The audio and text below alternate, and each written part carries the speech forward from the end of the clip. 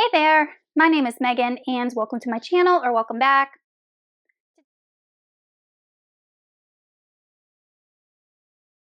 Today I'm going to be doing my February reading wrap-up.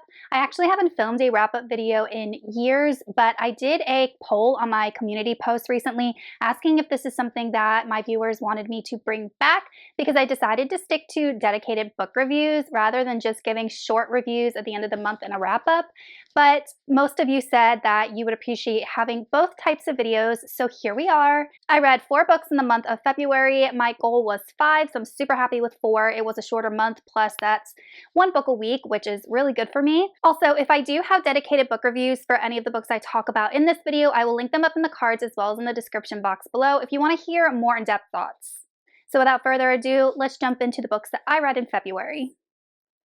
The first book is The Rose Bargain by Sasha Peyton Smith. This is a book that came out in February, and it is an author that I've never read before. This is a brand new YA fantasy romance centered around fairies. It's also the first book, and I think what's going to be a duology. The setting of this book is in alternative London that is ruled by a fairy queen named Moore. We are following a character named Ivy, and she is the daughter of a marquis. One day, her sister went missing and turned up 2 weeks later, but because of this scandal, her family has basically lost some of their social status. One day, the fairy queen announces that her son, Brom, who is a fairy, is going to be looking for a wife. So she sets up a competition for these girls to compete to marry her son.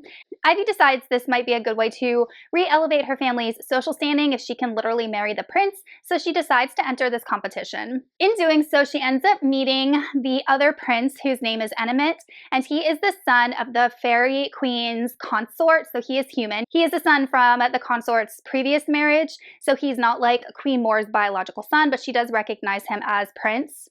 And even though Ivy is now competing in a competition to marry Brom, she starts having feelings for Emmett, and she learns that Emmett is actually attempting to overthrow the fairy queen because while she's not like a violent queen, she is a fairy. She doesn't really value human lives, and she often sees them as pawns and playthings, and the people of England are just over it. So Emmett is deciding to gather some people together to try and overthrow her. The Rose Bargain was a fun book. It was very fast-paced. I liked reading about these girls as they are going through this competition to marry the prince, and they're getting all dressed up, and then they're having to compete in these really gruesome, bloody acts that the queen is making them do. That is weird and a bit unnerving at times. There is a kind of love triangle in this book between Ivy and the 2 brothers, so if love triangles is something that you enjoy, this book would definitely fit that. And then we actually do have a fairly well-developed relationship between Emmett and Ivy, and it wasn't love at first sight or anything like that, which I could appreciate. We did have a lot of twists and turns at the end. We learned way more about the fairy world and the cruelty of the fairies at the end of this book, which does set up for a nice sequel. In the end, I ended up giving The Rose Bargain a 3 out of 5 stars.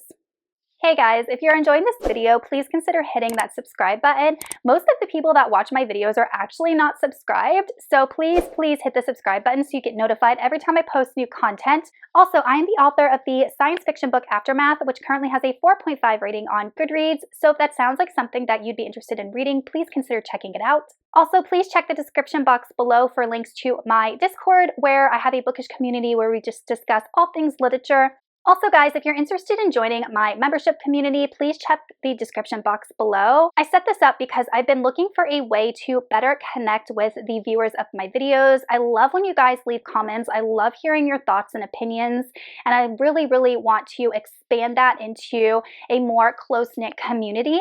So if you are interested in joining my membership program, then please check the description box below. Next, we have Wrath by Gwynne. This is the last book in the Faithful and the Fallen Quartet, which is an adult epic fantasy series, and I am so glad that I finally finished this series because I just dragged my feet doing it. I have a lot of critiques for this series, which you can find in my more dedicated book reviews. This book follows a huge cast of characters to the point where it was really hard for me to keep up with. It definitely has your traditional fantasy elements. It is like a medieval setting. We have lore, we have magical artifacts, we have quests, we have a chosen one prophecy type trope, we have angels and demons type beings. We have a ton of sword fighting. I would say the majority of this book was sword fighting or types of fighting. But this book wraps up the series. We have the final showdown between good versus evil. All of the plot threads that we've been following are resolved. All of these characters come together in this epic battle. Obviously, it's very hard for me to review a fourth book in a series without giving away spoilers. I will say that I think that this book was way too long. I felt like I was just following fight scene after fight scene after fight scene, and there was little plot other than that, because at the beginning of the book, like, the whole story for me personally was lacking an in-depth plot.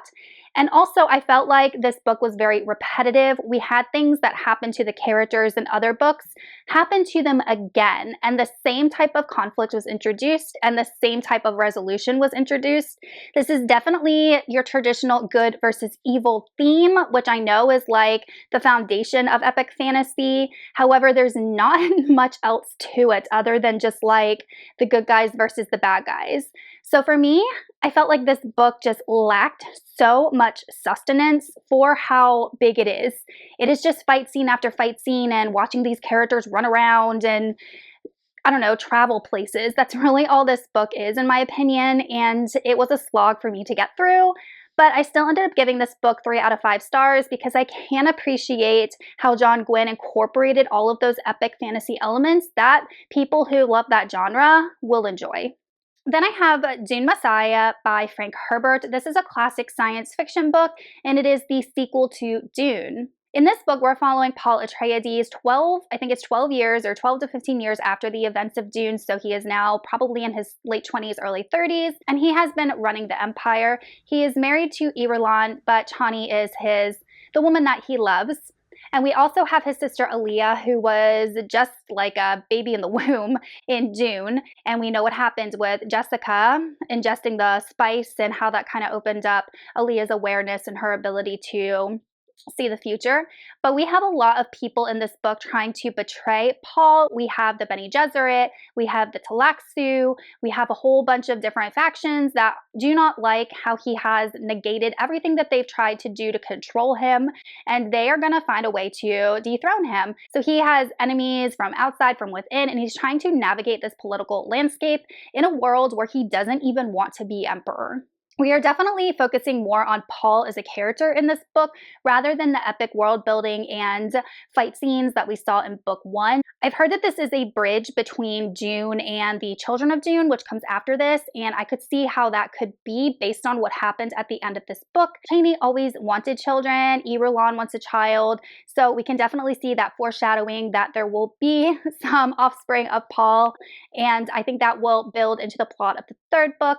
So I actually did enjoy this book. I thought that it was a lot tamer than Dune, a lot different, but I still enjoyed my time in this world and learning more about Paul as a character. But if you're going into this thinking that it's going to be like Dune, don't. It is just a continuation of Paul's story, just a decade later with different type of political threats. But I still liked it, and I ended up giving it 3 out of 5 stars. Then we have The Hexologists by Josiah Bancroft. This is an adult fantasy story, the first in a new series, and it is the same author that wrote the Books of Babel, which I read and really enjoyed. And if you liked the Books of Babel, then you will definitely enjoy The Hexologists because Josiah Bancroft incorporates his same writing style, word choice, world building, humor into this new series as well. In this book, we're following a married couple named Warren and Isolde, and they live in this fantastical world where technology and magic are dependent on one another. The technology is fueled by the work of alchemists. The 4 magics in this world are necromancy, wizardry, hexology, and alchemy, but only hexology and alchemy are actually practiced. Isolde is a very powerful hexologist, and she does detective-like work with her husband. One day the crown reaches out to them. It is the king's sister. The king has been having mental troubles recently and is just acting crazy, and he received a letter from someone claiming to be his son and basically an heir to the throne, and the princess wants Isolde and Warren to investigate to see if this claim is actually true. So the two basically don't have a choice because the crown is telling them what to do, but they take on this job. While investigating, they fall down the rabbit hole and start to uncover all of these deep, dark secrets within the crown, about the king, about the princess, about what happened, historically. And there was just a bunch of twists and turns in this book. It was really, really good and really, really interesting. I really loved the world that Josiah Bancroft created and how unique it was with the 4 different types of magic. This book is filled with quirkiness and quirky characters and quirky situations that made me smile and laugh. And this was a very refreshing, wholesome book, and I ended up giving it a 5 out of 5 stars, and I cannot wait for book 2 to come out, which is at some point this year. Okay, you guys, that is my reading wrap up for February. Let me know in the comments what you managed to read in February, or if you read any of these books and what you thought of them. Thank you all so much for watching, and I will see you all in another video soon. Goodbye!